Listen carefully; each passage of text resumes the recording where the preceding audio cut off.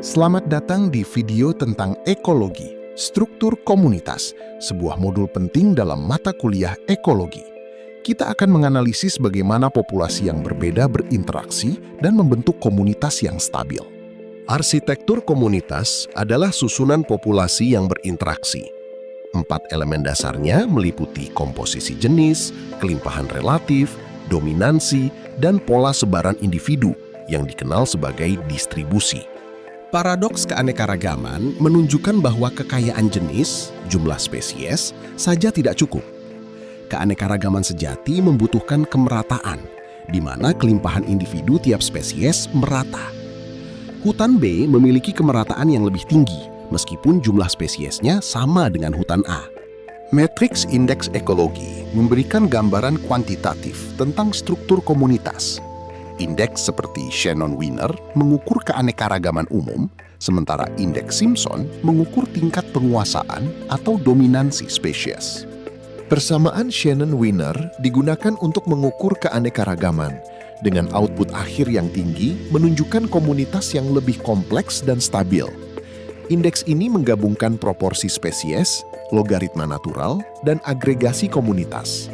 Indeks nilai penting, INP, digunakan dalam analisis vegetasi untuk mengukur penguasaan ruang suatu spesies. INP adalah jumlah dari kerapatan relatif, frekuensi relatif, dan dominansi relatif. Nilai INP yang tinggi menunjukkan peran ekologis yang mutlak. Interaksi antar spesies adalah mesin penggerak komunitas.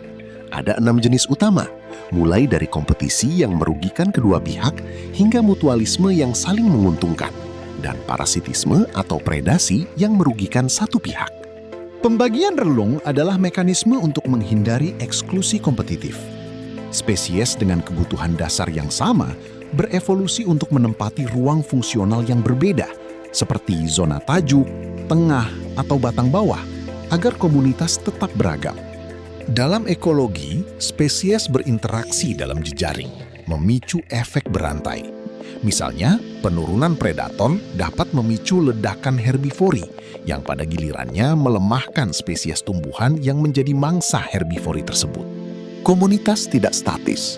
Mereka merespons waktu dan trauma melalui suksesi. Gangguan mendadak menurunkan biomasa dan keanekaragaman, namun pemulihan melalui suksesi menunjukkan komunitas yang matang dapat kembali pulih. Ada 2 jalur pemulihan, yaitu suksesi primer dan sekunder. Suksesi primer terjadi pada habitat baru tanpa kehidupan awal dan berlangsung sangat lambat. Suksesi sekunder terjadi setelah gangguan dengan substrat dasar yang masih utuh dan berlangsung relatif cepat. 3 mekanisme pergantian spesies dalam suksesi adalah fasilitasi, toleransi, dan inhibisi.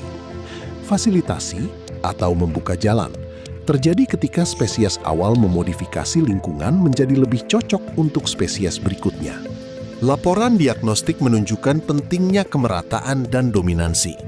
Meskipun lokasi A dan lokasi B memiliki jumlah spesies yang sama, lokasi B lebih sehat secara ekologis karena kemerataannya tinggi dan dominansinya rendah. Resolusi analisis ekologi dapat dilakukan per plot, resolusi tinggi, atau penggabungan lokasi, resolusi gambaran besar. Metodologi yang dipilih harus selalu dicantumkan secara transparan, karena keduanya dapat menghasilkan angka akhir yang berbeda. Struktur komunitas adalah bayangan kuantitatif dari sejarah gangguan dan interaksi antar spesies. Gangguan memicu suksesi yang melibatkan interaksi, membentuk struktur komunitas, dan mempengaruhi keanekaragaman.